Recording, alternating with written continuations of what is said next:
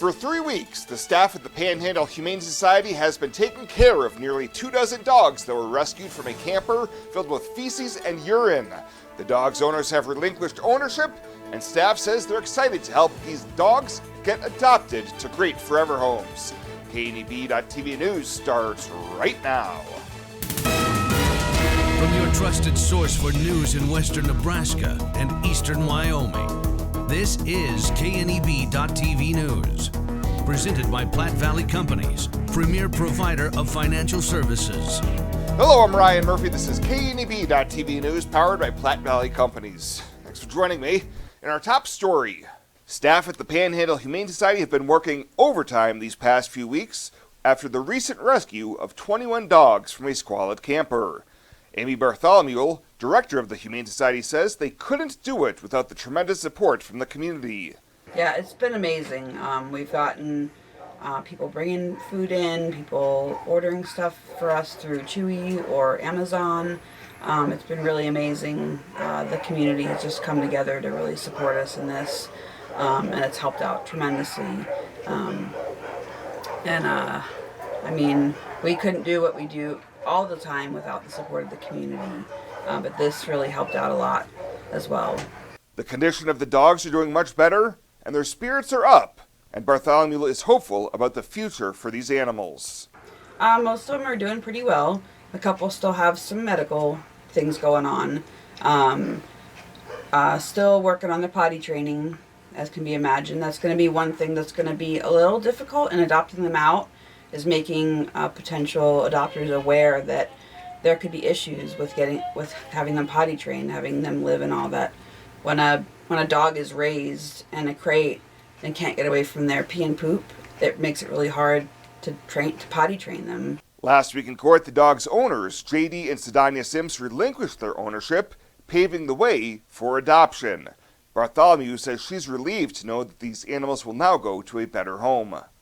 I think even more importantly, it's a morale boost. I hate to say it that way for our staff, because we've had other cases where owners get their dogs back, and it's like a kick in the gut when that happens. So, I mean, no disrespect to anybody, but this is a win for our staff in terms of knowing these animals get to go to better homes. The dogs are now available for adoption and listed on their website, and Bartholomew says the continued support from the community is deeply appreciated, and the Humane Society would love to see these dogs get a great new forever home. We're taking adoption. They're not really applications, they're questionnaires. Anybody that's interested, we'll just be fully transparent about the dogs, any issues they might have, and obviously they all have to be fixed before they can leave. So we're going to send a whole bunch Wednesday to get fixed, so that as soon as they have potential homes, they can leave. They don't have to wait. And if there's not room in your home for a new dog, you can still contribute to the Humane Society, as they have a wish list on their website, and donations are also welcome. Kennel sponsorships are also available. In Scottsbluff, Ryan Murphy, KNEB.TV News. Well, yesterday there was a statewide tornado drill, a key component to Nebraska's Severe Weather Awareness Week. At 9 a.m. Mountain Time, sirens from across the region blared their mighty voices to ensure they were in good, proper working order in the event of an actual tornado. Region 22 Emergency Manager Tim Newman, who oversees Scottsbluff and Banner counties, says that everything was working as planned, with the exception of one technical difficulty. Newman tells KNEB News that the lone glitch was located and corrected. He says that the sirens will be tested monthly in the spring and summer months to make sure they remain functioning correctly. We'll have more news right after this. The journey of a dream becoming reality. When we're young, a dream develops into a passion. That passion continues to manifest and grows as you do. It becomes all you want to do and all you want to be. It gives you direction. It drives you. Then, your dream has become a reality. When that dream is ready to be reality, Platte Valley Bank will be with you every step of the way. Welcome back. Economists at the University of Nebraska-Lincoln say the state's leading indicator saw a sharp increase last month, pointing to solid growth in our economy over the next 6 months. The Bureau of Business Research says the indicator rose nearly 3.5% in February based on their survey of Nebraska businesses.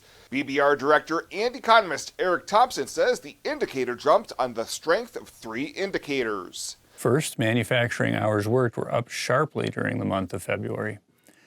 This likely reflects general improvements in the U.S. manufacturing industry, as well as continued strong demand for food products, which are a key part of Nebraska's manufacturing industry. There was also an increase in building permits for single-family homes during the month of February. Despite strong interest rates, there may be strong demand for new homes because the supply of existing homes for sale remains limited. Thompson says there were also signs of general economic improvement, with businesses experiencing increases in sales and employment for the next projected 6 months. Well, it's spring and election year, and that means a crop of political campaign signs will start popping up at intersections and other high visibility spots. The Nebraska Department of Transportation is reminding candidates and their supporters it's illegal to place those and other signs on state highways and interstate right-of-ways. That includes intersections, medians, entrance and exit ramps, sidewalks, and ditches or other property that make up the right-of-way bordering each roadway. In addition to state and federal roadways, many cities and villages have similar guidelines regarding sign placement along the streets in their communities. And the Nebraska Statewide Workforce and Educational Reporting System has released its first ever special report focusing on the impact of dual enrollment in Nebraska. According to officials with the organization, dual enrollment was found to be associated with positive academic outcomes, including higher GPAs and increased high school and college graduation rates. The 2024 Dual Enrollment Special Report also said high schoolers earning dual credit are more likely to attend college in Nebraska than non-dual enrollment credit earners. Matt Hastings, the executive director of the NSWERS, says they envision the report as a cornerstone for policymakers, educators, and parents, empowering them to make well-informed decisions in education. Renewal by Andersen makes the best replacement windows and patio doors you can get, and they're among the best investments you can make in your home right now. Mortgage interest rates have doubled in just the last year. People are renovating their homes rather than moving. Renewal by Andersen windows and patio doors are a fantastic investment. Great tax incentives right now, 5-star energy rated, significantly cut your energy bills, and make your home much more valuable in a buyer's market. Snap that QR code, visit rbawyoming.com right now to start the conversation.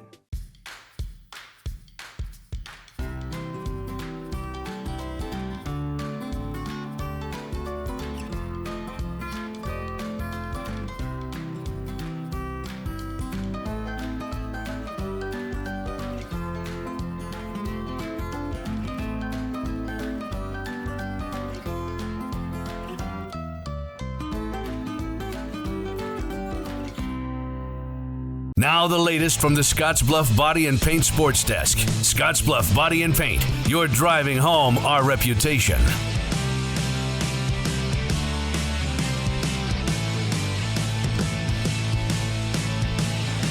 Plenty of coaching changes announced this week around the region.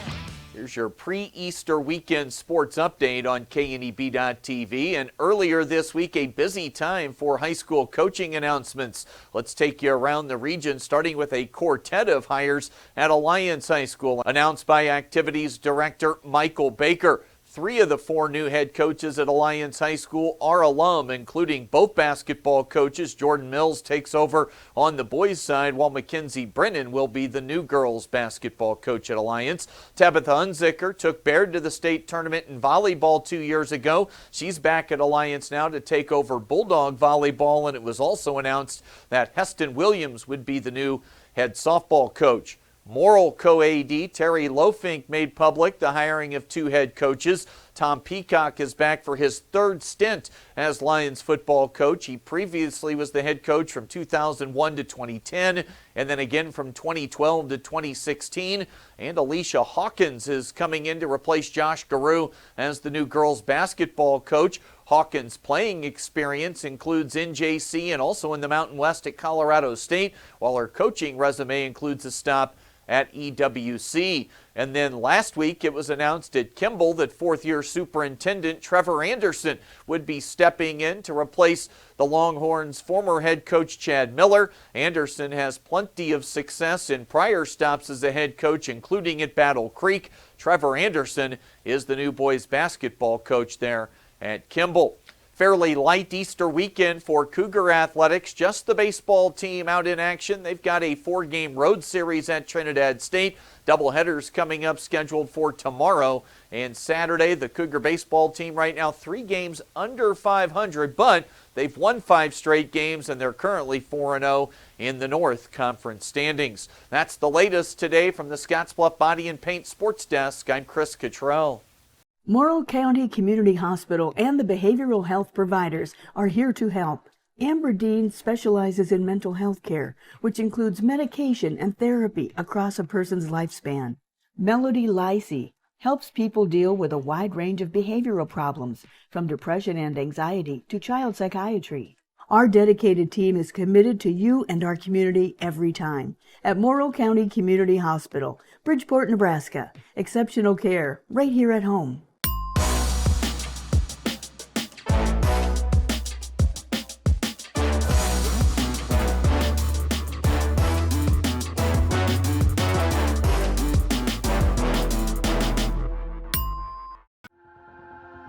Culture trumps everything else.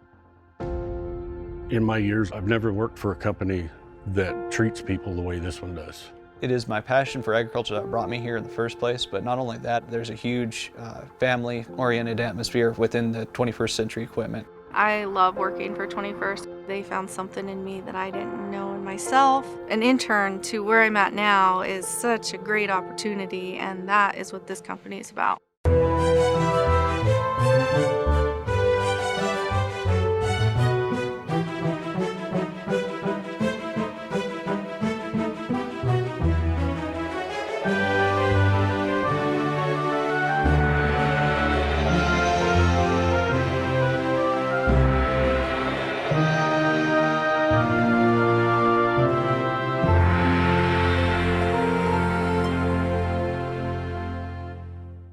Let's take a look at your community calendar, brought to you by Riverstone Bank.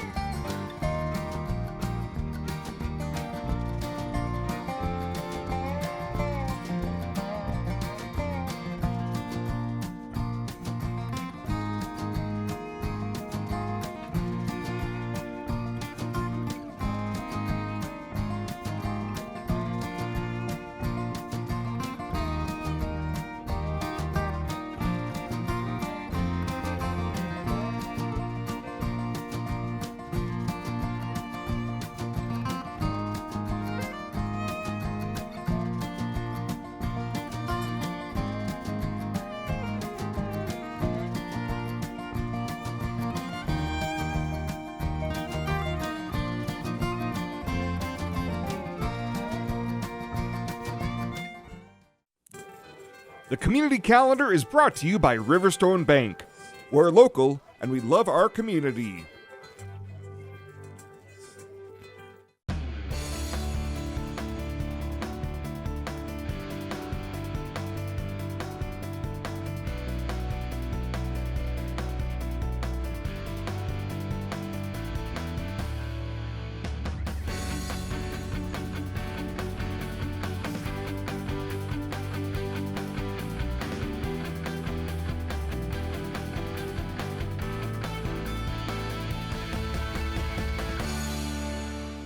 At Platte Valley Bank, we want to help you take advantage of every adventure.